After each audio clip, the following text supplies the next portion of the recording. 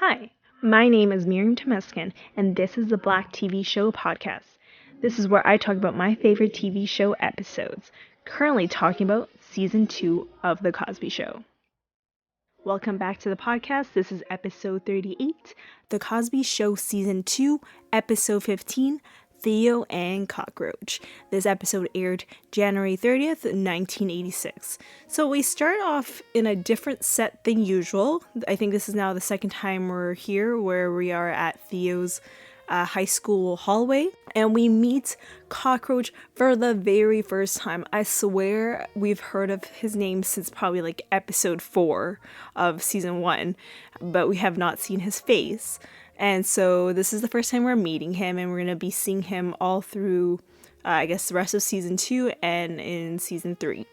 Theo and Cockroach, they start walking along and see a friend, and Cockroach touches his shoulder from the other side, trying to trick him. Like, when he turns around, he's like, who's there patting my back? I had a lot of friends that would pat me on like my left shoulder, and I would turn around on my left side and they're not there, and then they already walked by me. And so this is really what Cockroach is doing to this guy. And this guy asks, like, so are you ready for the Shakespeare test for tomorrow? And it's on Macbeth. And Theo and Cockroach was like, yeah, we're ready. And they didn't even read the play. And so the guy was like, how are you gonna pass the test if you haven't read the play? And they were like, we're getting the album, and it has English people speaking, so, and no music, so we can understand. And so the guy was like, oh man, I wish I heard about that. That play took me like a week to read it. And Cockroach says, oh, I think we're doing a good thing for getting this record, like to not be reading for a week. And they're getting the record from the library, and they put their name on a list, and they're getting it today. And a girl comes by, and Theo says, oh, burger alert. And Cockroach, it's like he's facing his locker, so he's not seeing, and he like closes his locker, and it's like, where? And he looks, and he says, ooh, she's a double burger. And like Theo's like, deluxe burger. A girl like that, you'd have to have something interesting to talk about. And Cockroach was like, I'm interesting to talk about. Yeah, right. And so then they notice that her locker is stuck. So they both run to her locker and like literally scare her, like, because they like slam into the locker. And so she's like, hello, but she's scared. And so Theo helps her open the locker. And while this is happening, she mentions that she just moved to the school from Chicago, and Cockroach is kind of being awkward with her, and he's like, oh, I like Chicago. Theo still has trouble opening the locker, and he says, I think the lock is broken. Probably you should. And Cockroach says, you probably should go to the administration office and get a new locker. And she was like, yeah, that's a good idea. And so she's about to walk away, and Cockroach says he can show her where it is, and she was like, no, I know where it is. And Theo asks, what's your name? And she was like, Teresa. And Cockroach says, oh, my name is Cockroach. She was like, wait, what? Cockroach? And he was like, no, my name is Walter, but I go by Cockroach. And she's just like weirded out by him. Of course, if you met someone that was named Cockroach, like, you don't want to be around them, like, because cockroaches are gross. They are disgusting. I never understood why he got the name Cockroach. I don't know if I'm just missing something, like why that was the nickname he got, because like if someone put that nickname on me, I'll be like, no, I don't want to be named Cockroach. That's like the disgusting insect right there. I don't want to be a disgusting insect. Yeah, I don't know what's with the name. And the girl tells Theo that she appreciates his help. And then we see like a short scene of, this is of course a stock footage. If you don't know what a stock footage is, it's where basically someone shoots, if, most of the time when you see a movie, you see like in New York City, the skyline from the, like, you can see from the top. You can see cars driving. So someone has recorded that, and then they put it in I guess nowadays it could be a website, But basically it's stock footage, and productions and shows, they tend to just buy that stock footage and use it for the show. So of course, like, the Cosby Show didn't record this is probably recorded by someone else. And so we see, there's a bunch of snow, there's a park, and you see kids on sleds, just having a nice day in the winter, which, oh my god, I am glad, winter is over. This past winter, it was like minus 40 for like 2 weeks. Whew. So glad that's over. We get back to the house where we're in the kitchen, and Rudy comes in. She's all in her winter gear, and Claire stops her and says, do you know what you're doing? And she's like, what? You're making puddles. You need to take off your boots at the door. So she goes back, and Claire asks, like, how is sledding? And Rudy was like, Daddy went too. And Claire was like, oh, okay. And Cliff comes in, and his jacket is all wet. And Cliff says, like, he's not all right. And Rudy tells Cliff, you're making puddles. And Cliff was like, oh, I'm sorry. He's, like, too dead to, like, take off his boots. Like, he's not gonna do that. So Rudy goes and gives Zerbert to Cliff and Claire. And you remember that episode where, like, Vanessa was talking about tangibility, like, because she had a spelling test, and then Rudy was like, what is Z? I forgot how it was spelled, but it was like ZBUTT or something like that. And Cliff said Zerbert. And now they're keeping that terminology throughout the episodes. So it's so weird to see that, Rudy made up a word, and now it's a part of their terminology and vocabulary. And so, she gives a Zerbert to, as I said, to Mommy and Daddy. And she goes, and when Claire says when Rudy comes back, she'll have hot cocoa ready for her with lots of marshmallows. And she asks, Rudy asks, can you put a candy bar in it? And Claire was like, no.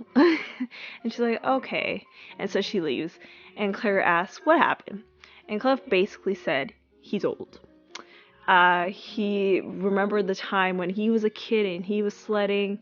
And how fast he would go down the sled, and he didn't realize that his stomach is much bigger than it used to be. He knocked the wind out of himself. Little children put snow around him, and Claire was like, oh man, I think you deserve extra marshmallows in your hot cocoa. And Cliff was like, I want it in my tea. First of all, I'm not a tea drinker. Probably most of you guys listening are tea drinkers, but I would not put marshmallows in tea. First of all, I love hot chocolate, which I basically what they're talking about, hot cocoa, hot chocolate, same thing. I love hot chocolate. I probably, like, especially in the wintertime, I have it like 3 times a week. It's so bad. But I'm not a marshmallow fan in terms of putting it in my hot chocolate. It's just, I don't know. I'm not a marshmallow fan in general. Probably the only time I would have marshmallows is if I'm making s'mores or something, and I haven't had that in like years. So to put it in tea doesn't sound good. I don't know why he's doing that. And so Cliff says, like, can you put a candy bar in it? And Claire was like, no. And so Claire says she would give him a rub down if he was in the living room. And, she tells him, like, tell me where it hurts. And he just, like, lights up and happy. I don't know why, but, like, now rewatching it now compared to watching it when I was a kid, like, little subtlety of they're deeply in love, but the, sexual part of it is, like, you could really tell. And, like, I didn't realize that when I first watched it as a kid, because of course you don't know those stuff, but I just noticed it, like the way he like looks at her with eyes open. I'm like, are you thinking of what I'm thinking? So I don't know, it was weird to think like that. So he goes into the living room, and the door opens with Theo and Cockroach coming in, and snowballs are hitting the door like no tomorrow. And Theo and Cockroach are on the ground in the house, and like Cliff is just staring because like, what is going on? They're trying to destroy my house. And so finally they were able to close the door, and Cliff says, do you know how much a snowball can damage a window?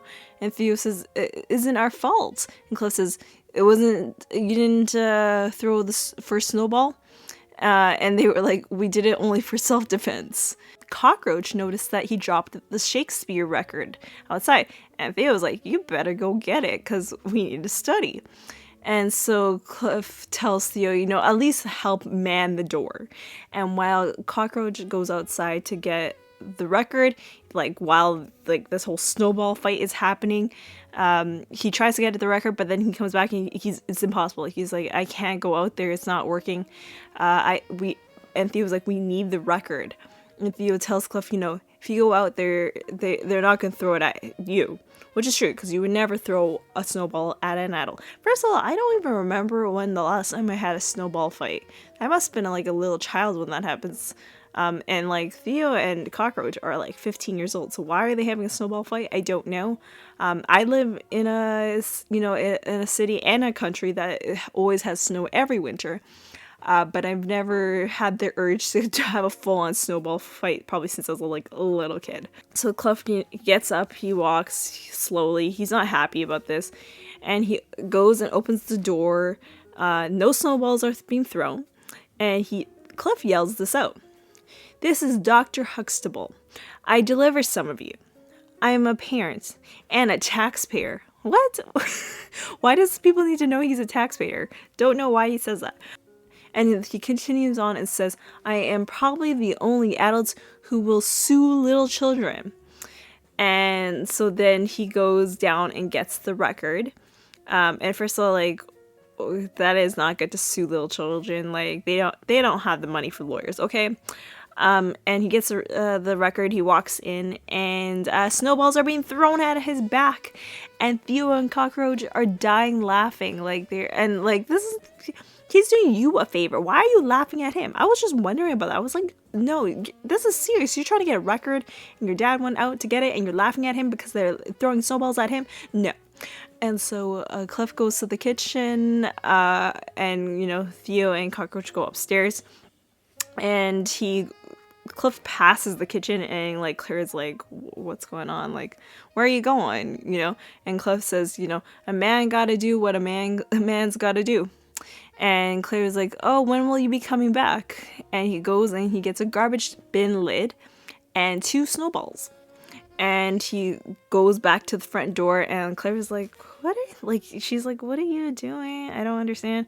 And he goes outside and he goes and partakes in the fight. Or I guess the snowball fight. It's not a full-on fight.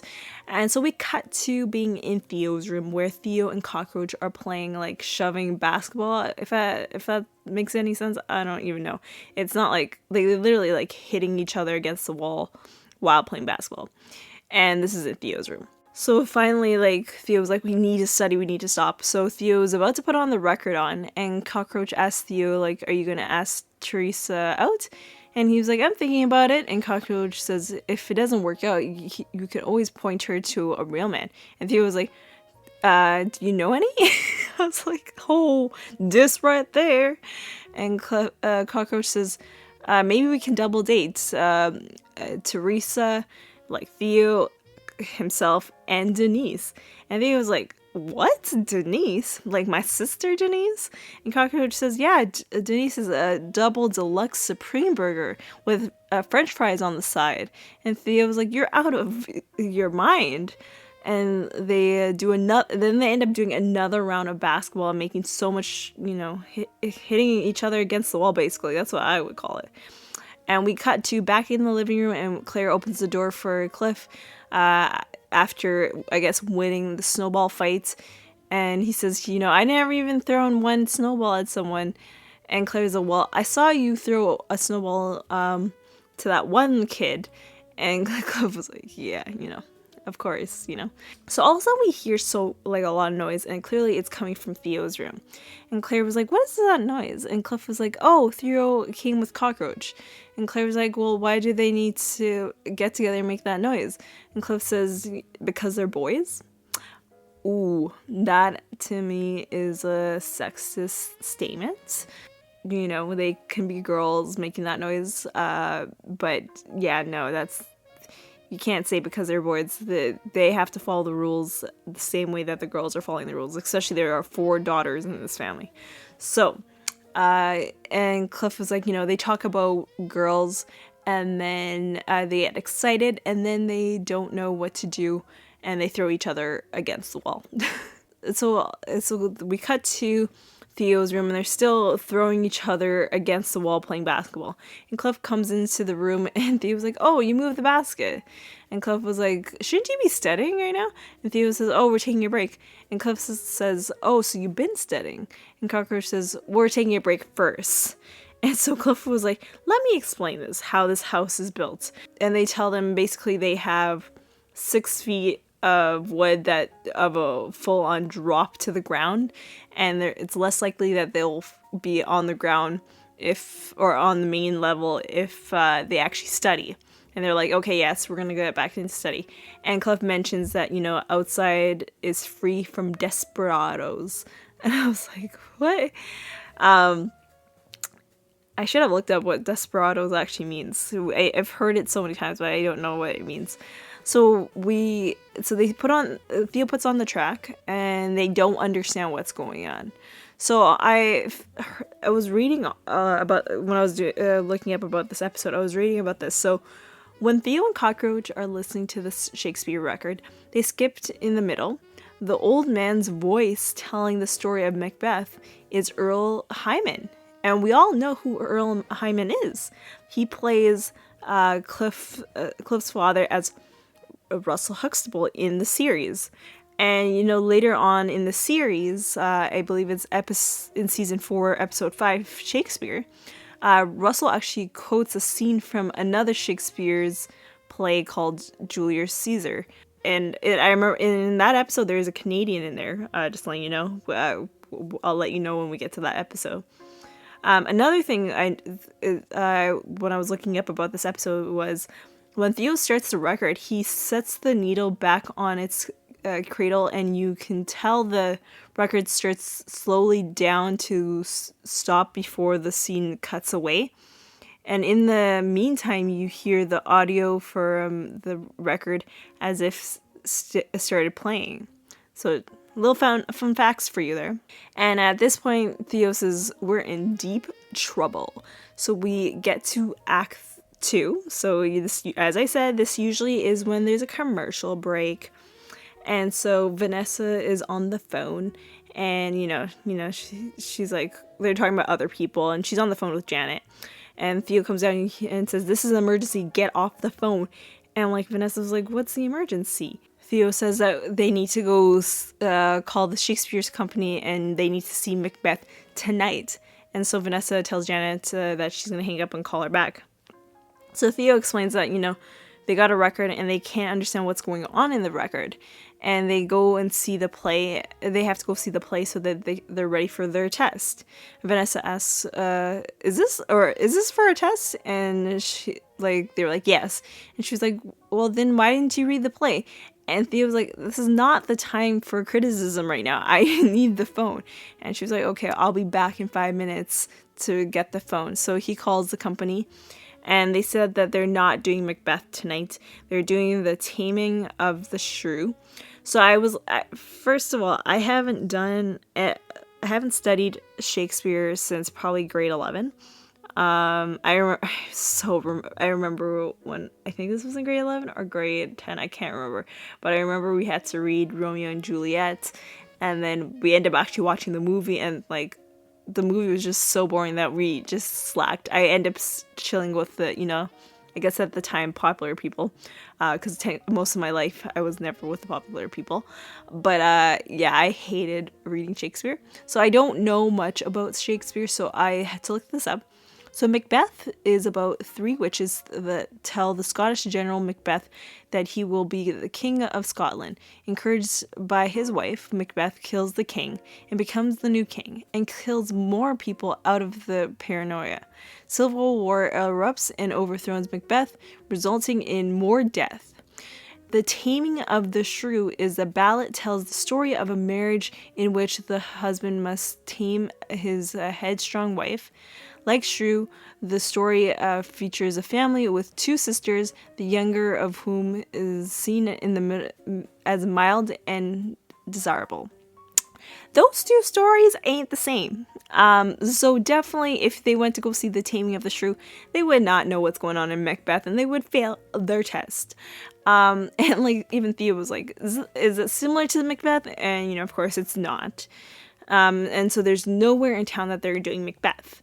And so Denise comes in from somewhere, and Cockroach right away looks at her in love. He's ready to marry her. And Theo was like, "Oh wait, Denise studied this last year," and so he asked her, or I guess 2 years, because she's 2 years older. And Theo says, "Oh, do you remember studying Macbeth?" And she was like, "Yeah, I read the play." And so all of a sudden he starts asking her questions, and so Denise asked, like, "Didn't you read the play?" And Theo was like, "I don't need to hear this, everyone criticizing me right now. I just need to know about the play." And she's like, okay, fine. And she's like, the guy Macbeth, the soldier, he wants to be king and talks about with his wife, and he kills the king, and the king's son comes with friends, and right before Macbeth gets it, he makes a long speech about how life is, I guess, like pointless because we're all going to die anyway. And Cockroach is just gazing at her like in love, and she's like, what the heck is he doing? Like, why is he looking at me like this? And Theo asks, okay, tell us all about the symbolism. And Denise was like, if you knew you were going to have a test about it, so why didn't you read the play? And Theo was like, it was impossible to read it. And Denise was like, well, you know what you need? Clean in notes. I think I'm saying that wrong, so I'm sorry. It's a study guide to help you out with Shakespeare. Plays, it tells you the character, the symbolism, so it helps to read along the play. And Denise goes into the kitchen, and Cockroach was like, oh, so if you have clean in, I can't say the word, clean in notes, then you won't need to read the play. They don't recommend it. It's to read with the play. And she tells them that they sell the play. They sell that at a store by a school. It was either Cockroach or Theo was like, "Oh, that place has lots of burgers." And Denise was like, "What is a burger?" And so they said, "Oh, it's a good-looking woman." And Denise was like, "You call women burgers? A burger is a piece of meat." And she says that it's the most sexist and degrading remarks she's ever heard. She uses the example of, what if I call you a Clydesdale? And so Vanessa comes in and, asks if they're done with the phone, and they're like, yeah. And Denise asks Vanessa, like, do you know what they call a good-looking woman? And Vanessa says, oh, it's a burger. And she thinks it's cute. And Denise was like, no, that is an insult. A burger is a piece of meat. And Vanessa was like, oh, I never thought about it that way. And all of a sudden she tells them, you are disgusting. And they were like, sorry, we didn't mean it. We're never going to say it again. And Theo asks, like, how do you get to the bookstore to get this cleaning notes? As I said, I'm saying that so wrong. So I apologize. And Denise was like, well, maybe you should find another burger to know where that place is, basically. So find another woman that could find that place.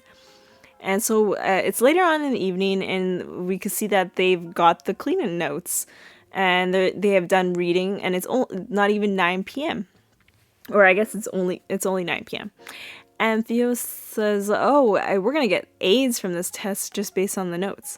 And they notice that the cleaning notes have Julius Caesar. They're supposed to have that in their junior year, which we will know because we have a whole episode about Julius Caesar. I believe not from English, but from a different, probably history class or something like that. And so Cockroach was like, and also we find out that they have other subjects with it. So they're like, we literally just need to read these cleaning notes and we'll, be able to get a degree in university or college. And so Cockroach says, I'm going to go home and watch some TV. And Theo's like, yeah, I think I'm going to do the same. And so they go downstairs into the living room, and Claire says, oh, are you guys ready for the test? And they're like, yeah, we're really good.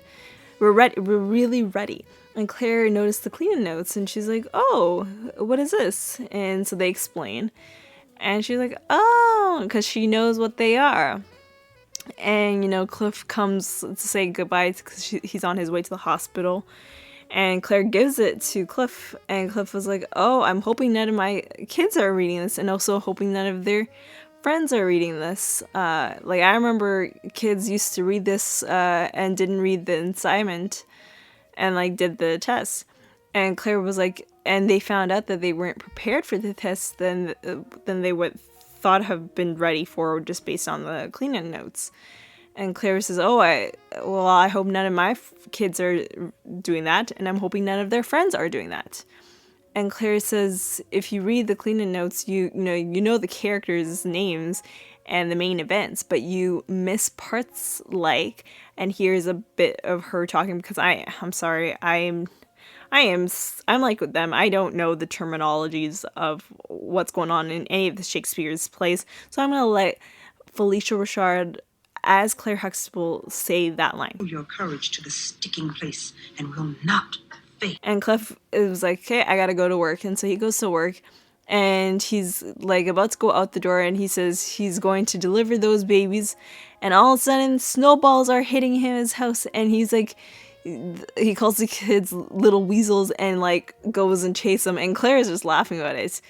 And Claire gives the